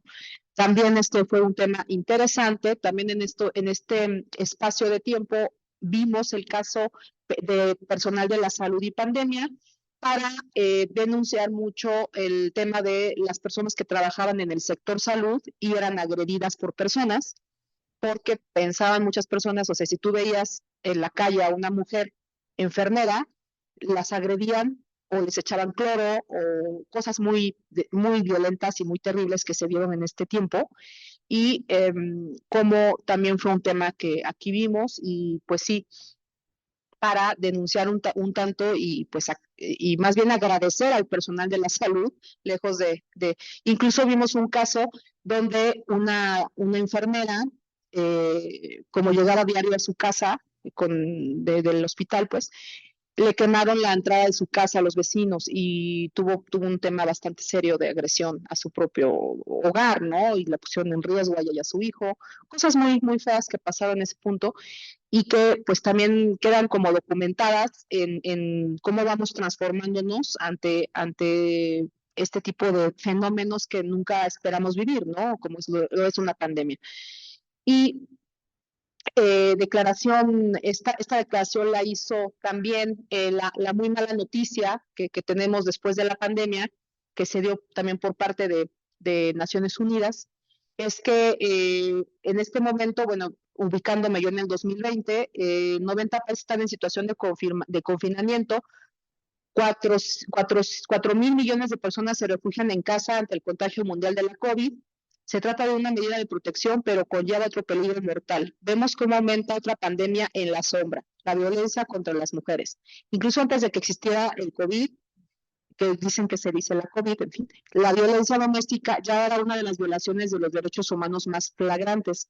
En los últimos 12 meses, 243 millones de mujeres y niñas entre 15 y 49 años de todo el mundo han sufrido violencia sexual o física por parte de su compañero sentimental. Y con el avance de la pandemia, es probable que esta cifra crezca con múltiples efectos en el bienestar de las mujeres, su salud sexual y reproductiva, su salud mental y su capacidad de liderar la recuperación de nuestras sociedades y economías y de participar en ella. O sea, que desgraciadamente también con la pandemia lo que sucedió fue que muchos espacios como que ya iban un poco más logrados se tuvieron que retrotraer. Y bueno, son muchos casos. También vimos el tema de paternidades frente al COVID. Igual vimos cómo es muy importante el tema de viéndolo ahora desde una perspectiva positiva, por así decir, en muchos aspectos. La pandemia permitió que hubiera mayor interacción entre padres varones con sus hijos. Entonces, esto en muchos casos fue más positivo porque también ellos se dieron cuenta de la importancia que es la convivencia con sus hijos, ¿no? Entonces, también se vio este tema y bueno, fueron experiencias bastante positivas para aprender, ir aprendiendo todos, todas y todes de estos casos, como incluso hubo casos de guardia y custodia muy interesantes, porque incluso había en alguna sentencia que se dio en materia familiar, lo que se dijo fue que el menor de edad tenía derecho a ver a su papá, aunque sea por Zoom, pero que era importante verlo, porque por la pandemia la mamá no quería que el niño saliera de su casa y fuera a la casa del papá.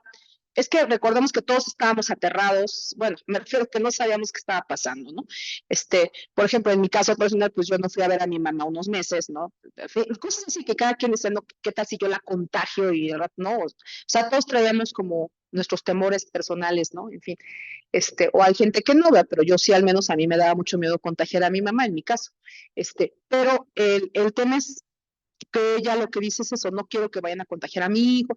Entonces lo que dice en ese momento el juez de familia dice, entonces lo importante es que sí se vean, aunque sea por Zoom, convivan, porque el niño no puede dejar de convivir con su papá, tiene que seguirlo viendo, porque sería también muy grave para él que de repente ya no lo ves, o hablas por teléfono, no, tiene que haber una medida de convivencia y poco a poco, conforme vaya analizándose qué está pasando con esta pandemia, bueno, retomar las visitas, ¿no? Y bueno, voluntad, vimos aquí también muchas tesis que van cambiando incluso el lenguaje que se utilizaba hace 10 años al que se va utilizando ahora, ¿no? El tema de, por ejemplo, voluntad procreacional, eh, el tema de la identidad, también aquí vimos los temas de comaternidades, es decir, cuando la pareja es de dos mujeres, cómo se separan, hay divorcio, cómo se maneja la guardia y custodia si ambas son mujeres. O sea, todo lo que se va analizando a lo largo de estos años. Y es muy interesante porque en 10 años podemos observar cómo antes la pelea era por si era legal o no un matrimonio entre personas del mismo sexo. Y ahora ya estamos en los casos donde eso ya está superado en un sentido jurídico, aclaro, en muchos aspectos, por el tema de la igualdad, de la no discriminación, etcétera. Y ahora ya estamos viendo el tema de divorcio sin expresión de causa entre personas del mismo sexo, qué sucede con la custodia si tienen que cuidar a un menor.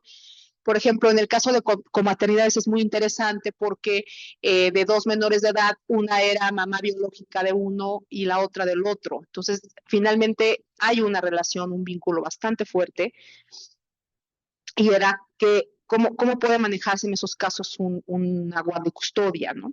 Porque, en fin, todos estos temas que ahora vamos analizando, que hace 10 años, pues bueno, no podíamos pasar hasta ese nivel porque estábamos en otro, ¿no? Entonces, vamos viendo cómo si hay una progresividad, pero lo que hay que cuidar es que esto no se frene y más bien vayamos viendo cuándo va a ser, y nuestra obligación, en mi caso como abogada, es seguir estudiando estos casos, porque si yo me quedara como hace 10 años, la verdad es que estaría, si aún así me siento a veces, ¿no? Que va muy rápido y tienes que estar viendo, estudiando los casos y todo, pero como si no te subes al tren, no te puedes caer en el que estaba hace 10 años, ¿no? Sería esa mi conclusión de este taller, y yo nada más quiero concluir ahorita en agradecer a las personas que han estado conmigo estos 10 años, y sobre todo reitero a la doctora Patricia Galeana por brindarme este espacio, este, por supuesto a la FEMU, aquí al museo, que de verdad este museo lo quiero muchísimo,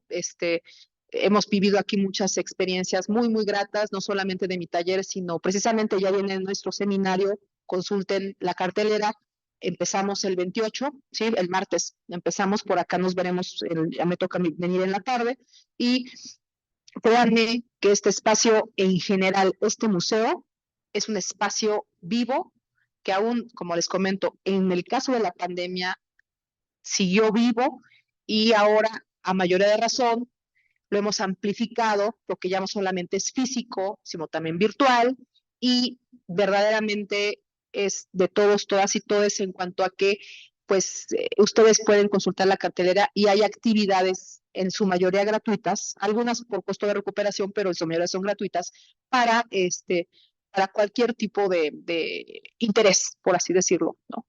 Y bueno, únicamente, como les digo, además de mi agradecimiento, en este caso, he tenido el gusto de contar con invitados e invitadas muy, muy destacadas, y una, por supuesto, fue la doctora Patricia Galeana, quien nos habló de la historia de los derechos de las mujeres relacionadas con el acceso a la justicia. También vino aquí, bueno, tuvimos el gusto de estar de que me acompañara. El magistrado Miguel Bonilla López nos explicó sentencias en materia laboral con perspectiva de género, y nos habló de un caso que él mismo resolvió en su tribunal, como el caso de mujeres embarazadas que son despedidas injustificadamente. La distinguida abogada Carla Michelle Salas, de quien les hablé hace rato, nos explicó el importante litigio del caso Digna Ochoa ante la Corte Interamericana. La magistrada Celia Marín Sasaki nos explicó interesantes sentencias en materia penal, como una donde nos comentó del caso de violación, donde una mujer es condenada por matar al violador, porque según el juez que llevó el caso, dijo que había ella tenido mayor fuerza desproporcionada y que lo había matado, ¿no? En pocas palabras, el juez prácticamente dijo, pues nada más te iba a violar, no te iba a matar, ¿no? Entonces, y tú lo mataste. Entonces, fue sentenciada, la metieron a la cárcel. La magistrada Paula García Villegas Sánchez Cordero nos explicó casos sobre derecho de familias y violencia procesal de género, un tema muy interesante, el de violencia procesal de género, también ella en su experiencia como juzgadora. La magistrada Zulema Montri y Marta Fabiola Quintanayo nos presentaron sentencias en materia administrativa con perspectiva de género. Aquí tenemos algunos cartelitos, y bueno, la maestra Regina Samperio nos explicó la importancia de identificar la violencia y abuso sexual en contra de menores de edad, y nos presentó su importante investigación al respecto, como una colección de dibujos de niños y niñas víctimas. Este también fue un taller muy interesante, porque ella nos explicó cómo, para respecto al caso de pruebas en un juicio, cómo es fundamental ver los dibujos de los menores de edad, y cómo se diferencian de cuando un niño es abusado, a veces es muy marcado, ¿no? Eh, las doctoras María Teresa Ambrosio y Claudia Edwards nos explicaron criterios para analizar de manera objetiva la violencia en contra de los animales y nuestros deberes de cuidado hacia ellos. Este también me gustó mucho porque, bueno, todos, pero me refiero que este en particular fue distinto, porque hablamos de casos que han llegado a juicio por maltrato animal, y ellas son dos doctoras. Claudia es veterinaria, una veterinaria muy, muy seria, nos explicó todo el tema de cómo acreditar por qué es grave el maltrato animal, y cómo un ser humano que maltrata a un animal en ciertos aspectos, bueno, me refiero de que que excede, o sea, la conducta de un ser humano hacia un animal identifica mucho que sí puede ser una persona potencialmente violenta, no solamente con animales, sino también con personas. Eh, y bueno, además del respeto a los propios animales, ¿no? Que yo digo, mientras no sea vegana, ya digo, bastante, ya hago con comerme algunos como para que todavía maltrate a otros, ¿no? O sea, este, y bueno, la doctora Matías Ambrosio, que es además de la FEMU, que es una gran amiga, y me consta una de las mujeres más comprometidas con el tema de los derechos de los animales, trabaja muy duro en ello. Y luego también ella ha llevado casos, ella ha llevado casos ante tribunales para que se sancione a personas que violentan animales. Entonces, es muy interesante lo que ha logrado. La doctora Alma Elena Saray de León es la quien vino recientemente, la fiscal especializada, nos habló de la violencia de género. Fiscal especializada para la atención de delitos electorales en la Ciudad de México, nos acompañó y nos explicó sobre violencia de género. Y bueno, ha habido otras personas que han interactuado muy también en este taller.